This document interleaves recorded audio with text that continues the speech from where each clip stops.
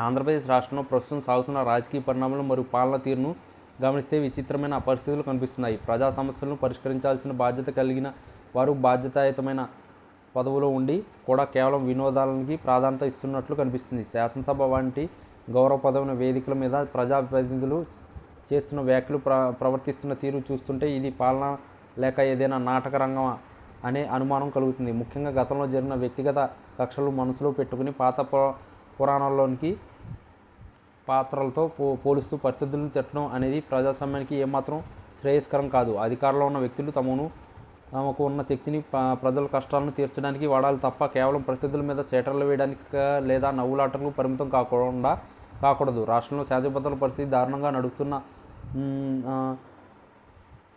పాలకులు మాత్రం ఆటపాటలో మునిగిపోవడం ఆశ్చర్యం కలిగిస్తుంది.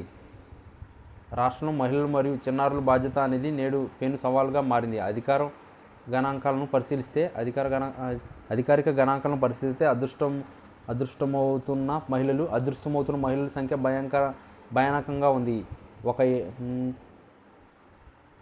ఏడాది కాలంలో వేల సంఖ్యలో ఆడపిల్లలు, మహిళలు కనిపించకుండా పోవడం అనేది సమాజం ఎటు వెళ్తుందో తెలియజేస్తుంది. గతంలో ఇవే అంశాల మీద గొంతు ఎత్తిన నాయకులు నేడు అధికారంలో ఉండి కూడా మౌనంగా ఉండడం లేదా ఆ నేరాలను అదుపు చేయడంలో విఫలం కావడం బాధాకరం. కేవలం ఎన్నికల సమయంలో హామీలు ఇవ్వడం, ఆ తర్వాత వాటిని గాలికి వదిలేయడం రాజకీయ నాయకులకు అలవాటుగా మారింది. ఒక పక్క రాష్ట్రంలో అత్యాచారాలు, హత్యలు జరుగుతుంటే మరోపక్క పాలకులు వేదికల మీద పాటలు పాడుతూ, నృత్యాలు చేస్తూ కనిపించడం బాధితులను అవమానించడమే అవుతుంది.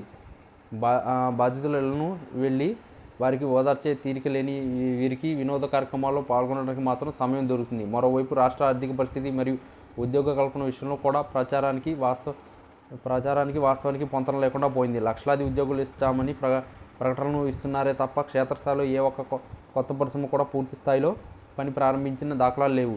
కేవలం ఒప్పంద పత్రాల మీద సంతకాలు చేసినంత మాత్రాన ఉద్యోగాలు రావు అన్న కనీస జ్ఞానం పాలకులు ఉండాలి. పరిశ్రమలకు భూమి పూజలు చేయడం, పునాది రాళ్లు వేయడం కాకుండా నిజంగా యువతకు ఉపాధి కలిగినప్పుడే ఆ హామీలకు విలువ ఉంటుంది.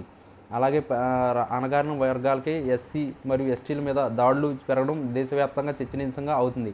రెడ్ బుక్ రాజ్యాంగం పేరుతో సాగుతున్న ఈ పాలనలో చట్టం తన పని తాను చేయడం కంటే రాజకీయంగా ప్రతీకారాలే ఎక్కువగా కనిపిస్తున్నాయని, ప్రజలు తమ అధికారం ఇచ్చింది రాష్ట్రాన్ని అభివృద్ధి పదంలో నడిపిస్తానని తప్ప అలాంటి డ్రామాలను కాదని పాలకులు గుర్తించాలి. ఇప్పటికైనా వినోద కార్యక్రమాలు పక్కన పెట్టి ప్రజా సమస్యల మీద దృష్టి సారించకపోతే ప్రజలే తగిన బుద్ధి చెబుతారు. ప్రభుత్వం తన వైఫల్యాలను కప్పిపుచ్చుకోవడానికి చేస్తున్న ప్రయత్నాలను ప్రజలు గమనిస్తూనే ఉన్నారు.